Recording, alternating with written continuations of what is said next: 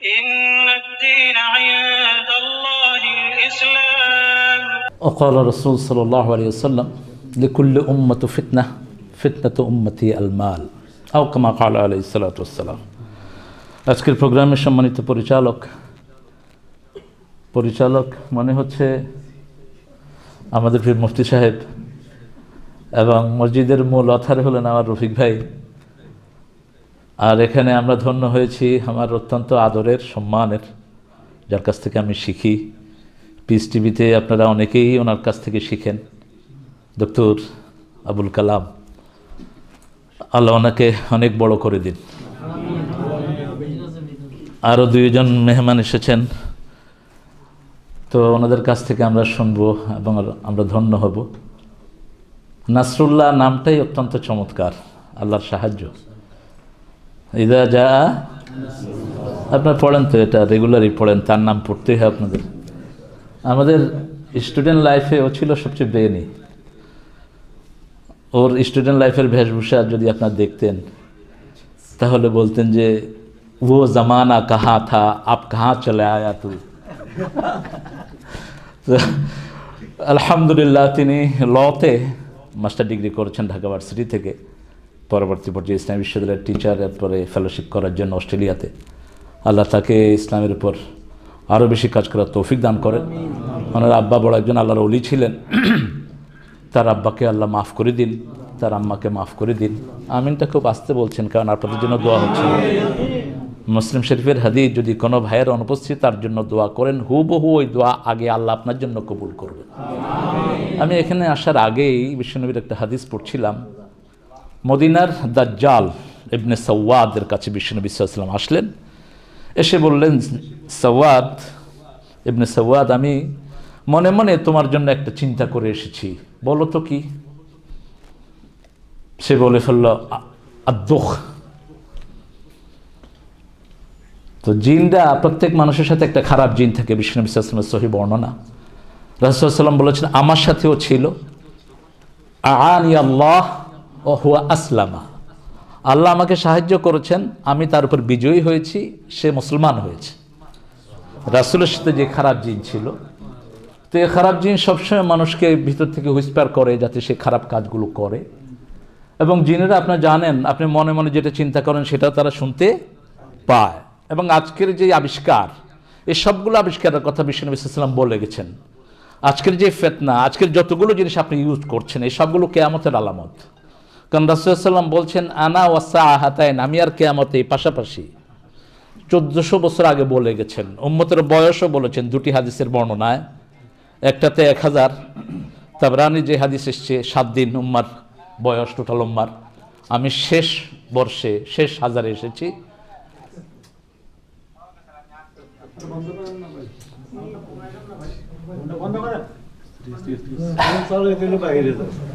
আপনি এটা অফ করে বাইরে চলে যান, একই জায়গাতে দুইটা কথা শোনা হয় না। তো ইবনে সাদ বলে ফেলেছেন, কারণ হলো সকল মানুষের সাথে খারাপ জিন থাকে এবং খারাপ জিনগুলো হৃদয়ে কি কথা চালাচালি হয় এটা বলতে পারে। এই জন্য যতগুলো ইনভেন্টর দেখবেন, যতগুলো বৈজ্ঞানিক, সবগুলো খারাপ জিনের মুরিদ ছিল এবং খারাপ জিনকে তারা সেজদা করত। বাংলাদেশের অধিকাংশ পীররা খারাপ জিনগুলোকে হাতে রেখে মানুষকে কবজা করে। আর কাফির জিনকে হাতে রাখার জন্য কোরআন শরীফের পেশাবো করতে হয়। এবং বহু পীরের খানকায় পায়খানার নিচে কোরআন পাওয়া গেছে। কারণ কোরআনের সাথে যে যত বড় কুফরি করে, কাফির জিন তত বড় তার ভক্ত হয়। তো রাসূল সাল্লাল্লাহু আলাইহি ওয়াসাল্লাম জিজ্ঞেস করলেন, আমি কি চিন্তা করেছি বলো? তো সে দুঃখ বলল। রাসূল সাল্লাল্লাহু আলাইহি ওয়াসাল্লাম বললেন, সূরা দুখানের 10 নম্বর আয়াত, ফারতাকিব ইয়াওমা তা'তিস সামা বিদুখানিম মুবিন। খুব সহজে একটা কালো ধোঁয়া সারা পৃথিবীকে 40 দিনের জন্য ঢেকে দিবে। আমি পিওর বাংলাতেই বলবো, কারণ I think there is no one who won't understand the Bengali here especially. আর বাংলাদেশটা অনেক রিচ একটা ভাষা, ইংলিশের চেয়ে অনেক রিচ। শব্দের দিক থেকে, শব্দের ভ্যারিয়েশনের দিক থেকে অনেক বেশি সমৃদ্ধ আমার বাংলা। ইংলিশে চাচার জন্য একটাই শব্দ, আঙ্কেল। আমাদের চাচা, মামা, খালু, জেডা আছে না নাই? শালা একটাই শব্দ, ব্রাদার ইন ল, কিন্তু আমাদের বড় হইলে সম্বন্ধী নিচে হইলে আপনি জানেন তো, আপনারা অনেক শব্দ, সেগুলো আমি যাচ্ছি না। তো রাসূলুল্লাহ সাল্লাল্লাহু আলাইহি ওয়াসাল্লাম এই আয়াতটা পড়লেন, 40 দিন ধোঁয়ায় সারা পৃথিবী ঢেকে থাকবে, কেউ কিছু দেখবেন না চোখে। তখন আপনাদের সারা পৃথিবীর যতগুলো মানুষ সবার একটাই আল্লাহর কাছে আরজি থাকবে, সবাই মুসলমান হয়ে যাবেন, মুমিন হয়ে যাবেন। রব্বানা কশিফ আন্নাল আযাব ইন্না মুমিনুন, হে আল্লাহ এই ধোঁয়াটা উঠায় নিয়ে যান, আমরা সব ঈমান আনলাম, পড়লাম লা ইলাহা ইল্লাল্লাহু মুহাম্মাদুর।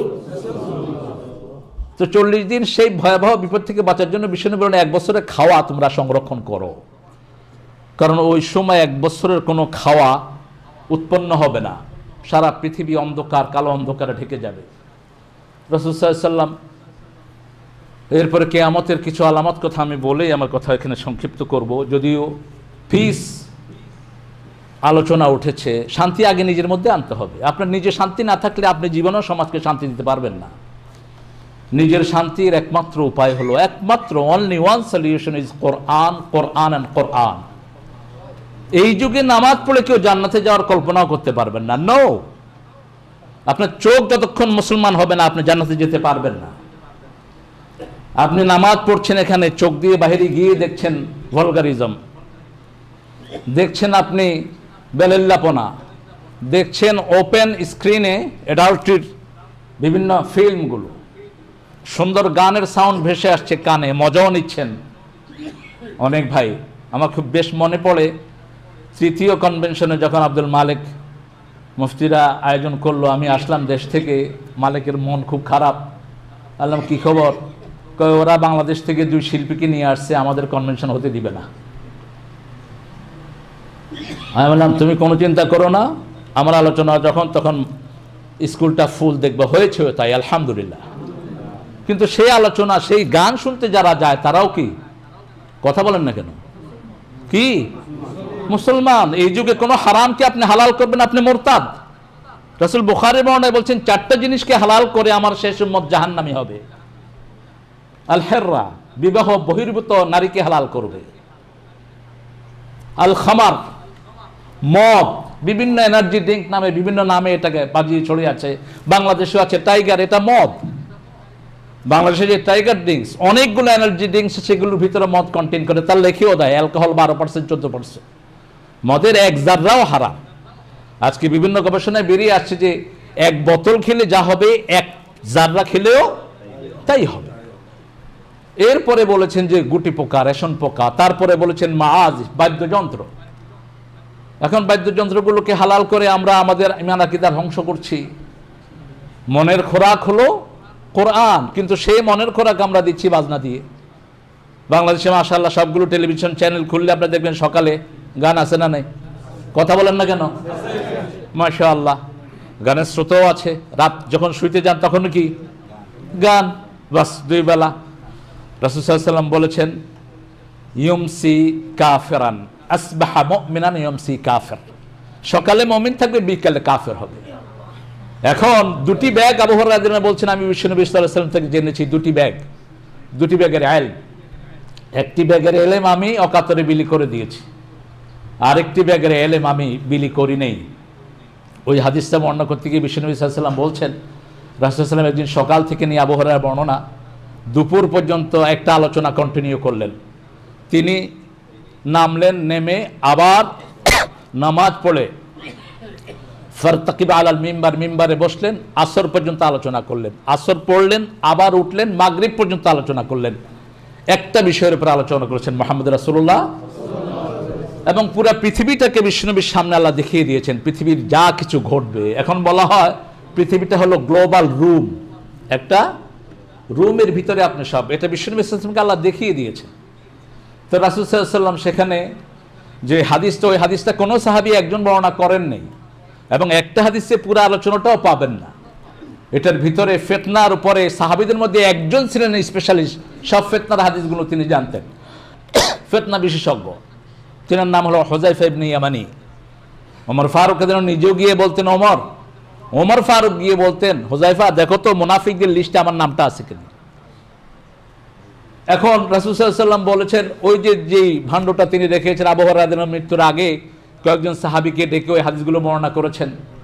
সেখানে একটা লোকের 300 ফলোয়ার হবে, তার বাপের বাড়ি কোথায় সেই জিনিস পর্যন্ত আল্লাহর হাবিব স্পষ্ট বলে গিয়েছেন। এবং রাসূল সাল্লাল্লাহু আলাইহি ওয়াসাল্লাম হিটলারের নাম বলেছেন, হিটলারের এলাকা সহ, জার্মান সহ হিটলার, এবং বলেছেন আপনাদের বর্তমান বলছি। এই জন্য সময় আমাদের বেশি, কথা বলেন, বেশি নেই। ফেরাউনি টাওয়ার সব দিকে, প্রত্যেকটা টাওয়ার প্রমাণ করছে কিয়ামত খুব নিকটে। ইয়াতাতাওয়ালুনা ফিল বুনিয়ান। এখন রাসূল সাল্লাল্লাহু আলাইহি ওয়াসাল্লাম বলছে তোমরা এখন ঈমানকে বাঁচানোর চেষ্টা করো, আমল দিয়ে কেউ পার পেতে পারবে না, ইলম দিয়ে। এই জন্য ফা'লাম আন্নাহু লা ইলাহা ইল্লাল্লাহ, 13 বছর ইলম। এখন ইলম দিয়ে বাঁচার জন্য আপনি যখনই কোনো খারাপ মহিলাকে দেখেন পর্দা ছাড়া, আপনাকে লানত দিতে হবে, যেটা বিশ্বনবীর নির্দেশ। ওয়ালা আনহা ফাইন্নাহাল মালউনা, যার কাছে পর্দা নেই তাকে লানত দেন। যেখানে আপনি দেখবেন এই ভলগারিজম, সেখানে লানত দেন, তাহলে আপনার ভিতরে তার মহব্বত ঢুকবে না। আর যদি লানত না দেন, আপনার অজান্তেই আপনি মনে মনে চিন্তা করবেন যে যদি এর টেলিফোন নাম্বার পেতাম, অথবা তার সাথে আমার কোনো সম্পর্ক হতো। যেমন বনি ইসরাইলের আলেমদেরকে কুফরি তাদের ভিতরে ঢুকে গেছে। কেন? তারা নিষেধ করেছে, কিন্তু নিষেধ করার পর যে লোকগুলো হারাম কাজ করতো তাদের সাথে তারা খাওয়া দাওয়া করতো, উঠা বসা করতো, তাদেরকে তারা বর্জন করে নাই।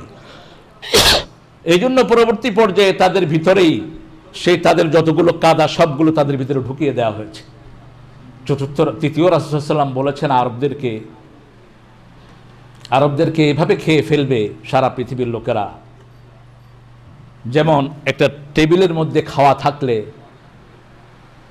মানুষ খাওয়ার জন্য উদ্গ্রীব হয়ে যেরকম যায়, আরবদেরকে সেরকম খেয়ে ফেলা হবে। অধিকাংশ আরব মারা পড়বে। তাকিয়ে দেখেন, আরব, ইরাক শেষ, লিবিয়া শেষ, সিরিয়া শেষ, এখন বাকি আছে অল্প কয়েকটা জায়গা। আস্তে আস্তে এগুলোকে ধরা হবে। লাস্ট কথা বলে আমি শেষ করছি, কারণ আজকে মূল কথা শুনবো আমি দক্তরের কাছ থেকে ইনশাআল্লাহ। আমি খুব ধন্য, আমি লন্ডনে যতবারই গিয়েছি আমি দক্তরকে পেয়েছি। আব্দুর রহমান, তারপরে দক্তর আবুল কালাম এবং আব্দুল সালাম, এরা তিনজনই আলহামদুলিল্লাহ ওখানে আলো ছড়াচ্ছে। তাদের ছাত্ররাই এখন বিভিন্ন জায়গায় আলহামদুলিল্লাহ, এখন অনেক মসজিদে এনাদের তিনজনেরই ছাত্র পাওয়া যায়। লন্ডনের বিভিন্ন জায়গাতে তারা ইসলামের কাজ করছে। আল্লাহ তাদেরকে আরও অনেক বাড়িয়ে দিন। রাসূল সাল্লাল্লাহু আলাইহি ওয়াসাল্লাম যেটা বুখারী বর্ণনায় বললেন, খাসাফুন ফিল মাগরিব, পশ্চিমে একটা বিরাট ধস হয়ে একটা মহাদেশ পানির তলে চলে যাবে। আজকের নাসা বলছে সেটা আমেরিকা হতে পারে,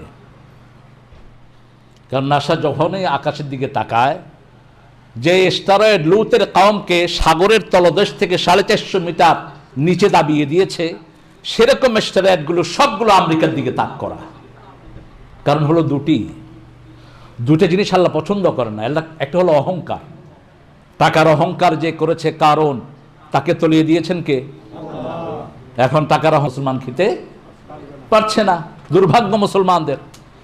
আর নিয়ে যাচ্ছে অর্ধেক যে তেল কোম্পানি তেলটা উঠাচ্ছে। তো টাকা যাদের বেশি তাদের তলানোর ভয়ও বেশি। 2 নম্বর, কওমে লুতকে যে কারণে আল্লাহ তলিয়ে দিয়েছেন, সেই কারণে এখানে বোধহয় নাই। পার্লামেন্টে হোমোসেক্সুয়ালিটিকে বৈধতা দিয়ে ছেলে ছেলেকে বিয়ে করবে, মেয়ে মেয়েকে বিয়ে করবে, কোন দেশে আইন পাস হয়েছে? আমি অবাক হয়েছি। বিবিসির একটা নিউজ কাস্টার, সিএনএনের, ও খুব জিনিয়াস নিউজ কাস্টার, তার বিয়ে হলো গত পরশু দিনের আগের দিন। আমি একটু উৎসুক মন নিয়ে I was studying his biography. He is very intelligent news custard. আমার নাম উচ্চারণ করতে আমার বিবেকে বাজছে। উলাইকা হুমুল মালউনা, তারা অভিশপ্ত। সে একটা সাদা ছেলেকে বিয়ে করেছে আনুষ্ঠানিকভাবে। এখন এই কাজটা এত জঘন্য, রাসূল সাল্লাল্লাহু আলাইহি ওয়াসাল্লাম বলেছেন যারা এই কাজটার সাথে জড়িত হয় তাদের শরীয়তের শাস্তি হলো তাদেরকে কি করা? কথা কন, হ্যাঁ, কিভাবে শেষ করবেন? কেটে কেটে খাটি ফেলা দিয়ে। আরে ভাই, কেটে পুড়ে ফেলা বান। আর আল্লাহ যেটা করেছেন, একদম সাগরের তলদেশ হলো এখন অনেক জায়গাতে মেপেছে 11 কিলোমিটার, ডিপেস্ট যায়নি, মোটামুটি অ্যাভারেজ একটা, তার চেয়ে 400 মিটার নিচে কওমে লুতকে আল্লাহ তলিয়ে দিয়েছেন। তো সেই কারণগুলো এখন এখানে বিদ্যমান। তারপরে অনেক সোশ্যাল জাস্টিস এখানে আছে না নাই? আছে। আমরা যেন আমাদের টোটাল ফোকাসিংকে কোরআন হাদিস কেন্দ্রিক করি, আমাদের পরিবারকে বাঁচানোর জন্য চেষ্টা করি। খাসসাতে নাফসিক আলাইকা বিখাসসাতে নাফসিক, বিশ্বনবী বলছেন শেষ সময়টা তুমি নিজেকে বাঁচাও, তুমি সমাজকে বাঁচাতে পারবা না। সমাজকে বাঁচানোর জন্য আসমান থেকে আল্লাহ শাস্তি পাঠাবেন, তারপরে সমাজ ইসলামের দিকে ঢুকবে, এর আগে না। কত রকমের ওয়াজ, কত রকমের নসিহত আমাদের দেশে হচ্ছে। একজন ওয়াজ করছেন, 3 জন তার বিরুদ্ধে লাগছে, আছে না নাই? আমরা যারা মসজিদে আসছি, ঢুকছি, আমরা কি নিয়ে ঠেলাঠেলি করছি? হাত বাঁধবো কোথায়? আরে ভাই, ইমান আছে কিনা সেটা দেখেন না, হাত বাঁধা নিয়ে এত যন্ত্রণা কিসের? যেখানে ছেলে মারা গেছে, না নিয়ে এসে বলতেছে আল্লাহ চোখটা তো রক্ষা করছে। আরে ছেলেই তো নাই, চোখ রক্ষা করলো কেমনে? এখন আমরা হাত কোথায় বাঁধবো? হাত না বাঁধলেও তো হয়। হাত মক্কাতে গেলে দেখবেন অনেক মানুষ বাঁধেই না, আছে না? কথা কর না কেন? তো তাদের নামাজ হচ্ছে না? এগুলো first class, second class, rasgulla 1-2টা বেশি খাওয়ার, 2টা বুঝ আগে থেকেই আছে, চলছে 2টা বুঝ। সেটা উম্মতের মেইন ফোকাসিং না। মেইন ফোকাসিং হলো উম্মাহ এক হতে হবে। 3টা কাজ করলে সে মুসলিম। মান সাল্লা সালাতানা ওয়া ইস্তাকবালা কিবলাতানা ওয়া আকালা যাবিহাতানা ওয়া হুয়া মুসলিম। রাসূলুল্লাহ সাল্লাল্লাহু আলাইহি ওয়াসাল্লাম বলছেন, যে নামাজ পড়বে, আমাদের কিবলাকে কিবলা মানবে, আমাদের জবাই করা খাবে, সে মুসলমান। এই 3টা কন্ডিশন যার আছে সে আমার ভাই। আমি হানাফি বুঝি না, আহলে হাদিস বুঝি না, আমরা হানাফি আহলে হাদিস সব ভাই ভাই। কেন পার্থক্য করছো? যারা পার্থক্য করবে এরা জাহান্নামী। মান সুজ্জা ফিন্নার, যে এই মুসলিম উম্মাহর ঐক্যকে ধ্বংস করবে সে জাহান্নামী, সে যেই হোক, যত বড় আল্লামাই হোক। ভুল থাকতেই পারে। যেখানে মুসা আলাইহিস সালামের জাতি শিরকে আকবার করার পরেও হারুন আলাইহিস সালাম তাদেরকে বাধা দেন নেই। এসে আপনারা জানেন, লা তাখুজ বিলিহিয়াতি, তুমি আমার দাড়ি ধরে আমাকে লজ্জা দিও না। সূরা তাহার 91 নম্বর আয়াতে আল্লাহ সেটা উল্লেখ করেছেন। তিনি বলছেন, খাশিতু আন ইয়াফাররাকা কওমাক, আমি জাতিকে কিছু বলি নাই বাছুর পূজার পরেও, কারণ সে ছিল ওই সময়কার দাজ্জাল। ওই সময়কার দাজ্জাল ছিল কে বলেন তো? সামিরি। কি নাম? সামিরি। দাজ্জাল হলো সবচেয়ে বড় আর্কিটেক্ট। সামিরি দেখলো ফেরাউনের ঘোড়াটা যাচ্ছে না, তো জিবরাইল আমিনকে আল্লাহ জাল্লা শানুহু একটা মেয়ে ঘোড়ার উপরে উঠিয়ে ফেরাউনের সামনে দিয়ে চালু করে দিলেন। তো ওই ঘোড়া যেখানে পা রাখছিল সেখানে মাটিটা সবুজ হয়ে যাচ্ছিল, এটা দেখছে সামিরি। সামিরি সেখান থেকে 1 কোষ মাটি উঠিয়ে পকেটে রেখেছে। যখন মুসা আলাইহিস সালাম আল্লাহর সাথে দিদারে গেলেন, স্বর্ণের বিভিন্ন অর্নামেন্টগুলো গলায় একটা বাছুর বানালো। বাছুরের মুখে যখনই মাটি দিছে, বাছুর কি করা শুরু করছে? হাম্বা হাম্বা করা শুরু করেছে। পুরা জাতির অধিকাংশ লোককে বাছুর পূজায় লিপ্ত করেছে। তারপরেও হারুন আলাইহিস সালাম তাদেরকে কিছু বলেন নেই, কারণ উম্মত কি হয়ে যাবে? বিভক্ত হয়ে যাবে, 2 পার্ট হয়ে যাবে উম্মতের ভিতরে। এখন আমরা কত পাঠ করেছি? 73 পাঠ করেছি, সব নামাজি রোজাদাররা। একটা পাঠ মাত্র জান্নাতে যাবে, আর সবাই কোথায়? কথা বলে আমরা কারোর মধ্যে পার্থক্য করব না। এই 3টা কন্ডিশন যার মধ্যে পাবো সে আমার কি? কথা বলেন। আটটুসি আমার কি? ভাই। চরমনাই, ফুলতলি, সমস্ত উম্মার ইজমা হলো 2টা গ্রুপ কাফের। একটা হলো কাদিয়ানি, যারা বিশ্বনবীর শেষ নবুয়তকে বিশ্বাস, আর দ্বিতীয় হলো রাফিজি, একটা গ্রুপ আছে সিরিয়াতে শিয়াদের, যারা আলীকে আল্লাহ বলে। এই 2 গ্রুপ ছাড়া কাউকে কাফের বলা জায়েজ। ভুল থাকতে পারে, আমার ভাইকে আমি সংশোধন করে দেবো। সেজন্য উম্মাহ কনসেপ্ট যেটা, ইন্না হাযিহি উম্মাতুকুম উম্মাতাও ওয়াহিদা আনা রাব্বুকুম ফা'বুদুন, আমি এক উম্মত সৃষ্টি করেছি, আমরা এক উম্মত হয়ে থাকতে চাই, তাহলেই আমাদের শান্তি আসবে। আল্লাহ আমাদের সবাইকে ইসলামের জন্য কবুল করুন, আমাদের ঘরগুলোকে কোরআনের রহমত দিয়ে ভরপুর করে দিন। সাল্লাল্লাহু তাআলা আলা খায়রিল খালকি মুহাম্মদ ওয়া আলা আলিহি ওয়া সাহবিহি ওয়া বারিক ওয়া সাল্লিম। আসসালামু আলাইকুম ওয়া রাহমাতুল্লাহি ওয়া বারাকাতুহু।